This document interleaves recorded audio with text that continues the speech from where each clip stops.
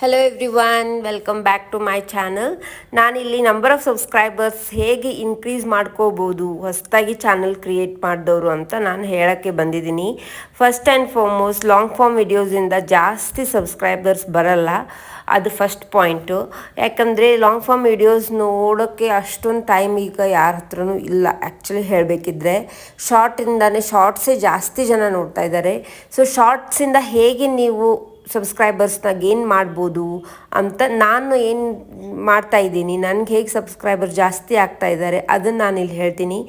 ಏನು ಮಾಡ್ತೀನಿ ಅಂದರೆ, ಈ ಥರ ಕುಕ್ಕಿಂಗ್ ವಿಡಿಯೋಸ್ ಇರುತ್ತಲ್ಲ, ಈ ಕುಕ್ಕಿಂಗ್ ವಿಡಿಯೋಗೆ ನಾನು ಕುಕ್ಕಿಂಗ್ ವಿಡಿಯೋ ಕ್ಲಿಪ್ಗೆ ಫೇಮಸ್ ಆಗಿರೋ ಒಂದಿಷ್ಟು ಆಡಿಯೋ ಕ್ಲಿಪ್ಸ್, ವೈರಲ್ ಆಗಿರೋ ಆಡಿಯೋ ಶಾರ್ಟ್ಸ್, ರೀಲ್ಸ್ನ ತೊಗೊಂಡು ಅದಕ್ಕೆ ನಾನು ನನ್ನ ಕುಕ್ಕಿಂಗ್ ವಿಡಿಯೋಸ್ ಹಾಕ್ತೀನಿ. ಅದರಿಂದ ಜಾಸ್ತಿ ಸಬ್ಸ್ಕ್ರೈಬರ್ಸ್ ಆಗ್ತಿದ್ದಾರೆ. ನನಗೆ ಒನ್ ಡೇಗೆ ಮಿನಿಮಮ್ ಅಂದರೆ 4 to 5 ಸಬ್ಸ್ಕ್ರೈಬರ್ಸ್ ಒಂದೊಂದು ವೀಡಿಯೋಗೆ, ಒಂದೊಂದು ಶಾರ್ಟ್ಸ್ಗೆ ಬರ್ತಾ ಇದ್ದಾರೆ. ಸೊ ಅದನ್ನು ನಾನಿಲ್ಲಿ ಇಂಪಾರ್ಟೆಂಟಾಗಿ ಹೇಳ್ತಾ ಇದ್ದೀನಿ. Shorts are very important. ನೀವು ಶಾರ್ಟ್ಸ್ನ ಎಷ್ಟು ಹಾಕ್ತೀರಾ ಅಷ್ಟು ನಿಮಗೆ ಜಾಸ್ತಿ ವ್ಯೂಸು ಬರುತ್ತೆ, ಶಾರ್ಟ್ ವ್ಯೂಸ್ ಬರುತ್ತೆ. ಬಟ್ ಅದು ವಾಚ್ ಟೈಮಿಗೆ ಏನು ಕೌಂಟ್ ಆಗೋಲ್ಲ, ವಾಚ್ ಅವರಿಗೆ. ಬಟ್ ನಿಮ್ಮ ಸಬ್ಸ್ಕ್ರೈಬರ್ ಚೆನ್ನಾಗಿ ಸಿಗ್ತಾರೆ, ಸಬ್ಸ್ಕ್ರೈಬರ್ ಕೌಂಟ್ ತುಂಬ ಬೇಗ ಇಂಪ್ರೂವ್ ಆಗುತ್ತೆ. ನಂದು ಅರೌಂಡ್ ಡಿಸೆಂಬರ್ 13th ಲಾಸ್ಟ್ ಇಯರ್ನ ಸ್ಟಾರ್ಟ್ ಮಾಡಿದ್ದು. ಜನವರಿ 15th ನಂದು ಜಸ್ಟ್ 63 ಸಬ್ಸ್ಕ್ರೈಬರ್ಸ್ ಇದ್ದರು. ಓಕೆ, ಆದರೆ ಇವಾಗ ಜನವರಿ 15th ಇವತ್ತು ಜನವರಿ 31st ಇವತ್ತಿಗೆ ನನಗೆ ಆಲ್ಮೋಸ್ಟ್ 60 ಸಬ್ಸ್ಕ್ರೈಬರ್ಸ್ ಸಿಕ್ಕಿದ್ದಾರೆ. ಅದು ಹೇಗಾಯಿತು ಅಂತಂದರೆ, ಶಾರ್ಟ್ಸಿಂದ. ನಾನು ಶಾರ್ಟ್ಸ್ಗೆ ಫೇಮಸ್ ಆಗಿರೋ ರೀಲ್ಸು, ವೈರಲ್ ಆಗಿರೋ ರೀಲ್ಸ್ ಬ್ಯಾಕ್ಗ್ರೌಂಡ್ ಕೊಟ್ಟು ನಾನು ವಿಡಿಯೋ ಕ್ಲಿಪ್ಸ್ ಹಾಕ್ತಾ ಬಂದೆ. ಸೊ ಜಾಸ್ತಿ ಜನ ಅದನ್ನ ನೋಡಿ ಸಬ್ಸ್ಕ್ರೈಬ್ ಮಾಡ್ತಿದ್ದಾರೆ, ಮತ್ತು ನನ್ನ ಲಾಂಗ್ ಫಾರ್ಮ್ ವೀಡಿಯೋಸಿಗೂ ಬಂದು ನೋಡ್ತಾ ಇದ್ದಾರೆ. ಸೊ ಈ ಥರ ನೀವು ಟ್ರೈ ಮಾಡ್ಬೋದು ಅಂತ ನಾನು ಹೇಳ್ತಾ ಇದ್ದೀನಿ. ಇದು ತುಂಬಾ ಹೆಲ್ಪ್ಫುಲ್ ಆಗುತ್ತೆ ಶಾರ್ಟ್ಸಿಂದ. ಆಮೇಲೆ ಇನ್ನೂ ಒಂದು ಟ್ರಿಕ್ ಇದೆ, ಶಾರ್ಟ್ಸ್ ಅಪ್ಲೋಡ್ ಮಾಡೋ ಟೈಮೂ ತುಂಬ ಇಂಪಾರ್ಟೆಂಟ್ ಆಗುತ್ತೆ. ನೀವು ಶಾರ್ಟ್ಸ್ನ ಮಾರ್ನಿಂಗ್ ಅರೌಂಡ್ 10:30, 11 ಹಾಕಬೇಕು. ಆಮೇಲೆ ಮಧ್ಯಾಹ್ನ 3:30 ಈ ಥರ ಹಾಕಿದ್ರೆ ಶಾರ್ಟ್ಸ್ ನೋಡೋ ಟೈಮಿಂಗ್ ಅದೇ ಇರುತ್ತೆ. ಜಾಸ್ತಿ ಜನ ಮೊಬೈಲ್ ಯಾವಾಗ ಹಾಗೆ ಸ್ವೈಪ್ ಮಾಡ್ತಾ ಇರ್ತಾರೆ. ಸೊ ನಿಮ್ಮ ಶಾರ್ಟ್ಸ್ ವ್ಯೂಸು ಕೂಡ ಬರುತ್ತೆ ಅದರಿಂದ. ಸೊ ಈ ಥರ ನಾನು ಟ್ರಿಕ್ ಫಾಲೋ ಮಾಡಿ ನನ್ನ ನಂಬರ್ ಆಫ್ ಸಬ್ಸ್ಕ್ರೈಬರ್ಸ್ನ ಜಾಸ್ತಿ ಮಾಡ್ಕೊಳ್ತಾ ಇದ್ದೀನಿ. ನೀವು ಕೂಡ ಫಾಲೋ ಮಾಡಿ. ಹೊಸದಾಗಿ ಯೂಟ್ಯೂಬ್ ಚಾನಲ್ ಕ್ರಿಯೇಟ್ ಮಾಡಿದವರು ಈ ಥರ ಮಾಡ್ಬೋದು.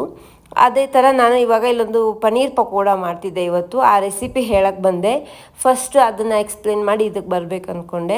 ಇದೇನಪ್ಪ ಅಂದರೆ, ಪನ್ನೀರ್ ಪಕೋಡ ತುಂಬ ಸಿಂಪಲ್ ಏರ್ ಫ್ರೈಯರಲ್ಲಿ. ಫಸ್ಟ್ ಪನ್ನೀರ್ನ ಕ್ಯೂಬ್ಸ್ ಆಗಿ ಕಟ್ ಮಾಡ್ಕೊಳ್ಳಿ. ನಂತರ ಅದನ್ನು ಮ್ಯಾರಿನೇಟ್ ಮಾಡಬೇಕು. ಮ್ಯಾರಿನೇಟ್ ಮಾಡಲಿಕ್ಕೆ ಒಂದು ಬೌಲ್ ತೊಗೊಳ್ಳಿ. ಕಟ್ ಮಾಡಿ ಇಟ್ಕೊಂಡಿರೋಂಥ ಎಲ್ಲ ಪನ್ನೀರ್ ಕ್ಯೂಬ್ಸ್ ಹಾಕಿಬಿಟ್ಟು, ನಂತರ ಇದಕ್ಕೆಲ್ಲ ಇಂಗ್ರೀಡಿಯೆಂಟ್ಸ್ ಹಾಕಬೇಕು. Like salt 1 table spoon salt ಹಾಕಿದ್ದೀನಿ, 1 ಟೇಬಲ್ ಸ್ಪೂನ್ ಹಳದಿ ಪೌಡರ್ ಹಾಕಿದ್ದೀನಿ. ಆಮೇಲೆ 1 ಟೇಬಲ್ ಸ್ಪೂನಷ್ಟು ನಿಮಗೆ ಬೇಸ್ಡ್ ಆನ್ ಇದು ಹಾಕ್ಕೊಳ್ಳಿ. ನಾನಿಲ್ಲಿ ನಮ್ಮ ಮನೇಲಿ ಜಾಸ್ತಿ ಖಾರ ತಿನ್ನಲ್ಲ, ಅದಕ್ಕೆ ಸ್ವಲ್ಪ ಕಡಿಮೆನೇ ಖಾರ ಹಾಕಿದ್ದೀನಿ. ಗರಂ ಮಸಾಲ, ಆಯಿಲ್ ಹಾಕಿದ್ದೀನಿ, ಸ್ವಲ್ಪ ಮೊಸರು ಹಾಕಿ ಸಾಫ್ಟಾಗಿ ಬರುತ್ತೆ.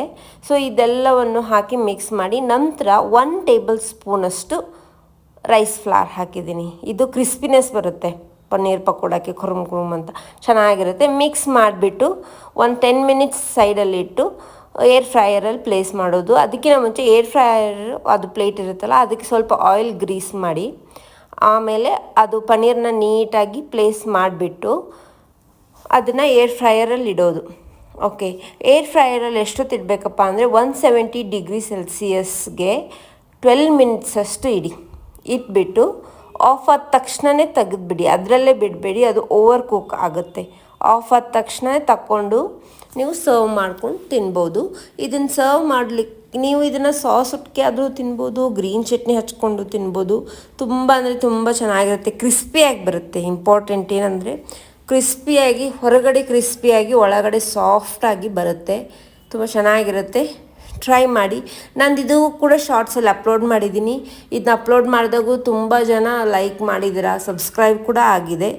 ಆಮೇಲೆ ನಾನು ಎಟ್ ದ ಎಂಡ್ ನಂದು ವೈಟ್ ಸ್ಟುಡಿಯೋದ ಸ್ಟೇಟಸ್ ತೋರಿಸ್ತೀನಿ ನೋಡಿ. 152 ಸಬ್ಸ್ಕ್ರೈಬರ್ಸ್ ಆಗಿದ್ದಾರೆ. ವಿಡಿಯೋ ಲೈಕ್ ಆಗಿದ್ದರೆ ಸಬ್ಸ್ಕ್ರೈಬ್ ಮಾಡಿ, ಲೈಕ್ ಮಾಡಿ, ಶೇರ್ ಮಾಡಿ. Thank you.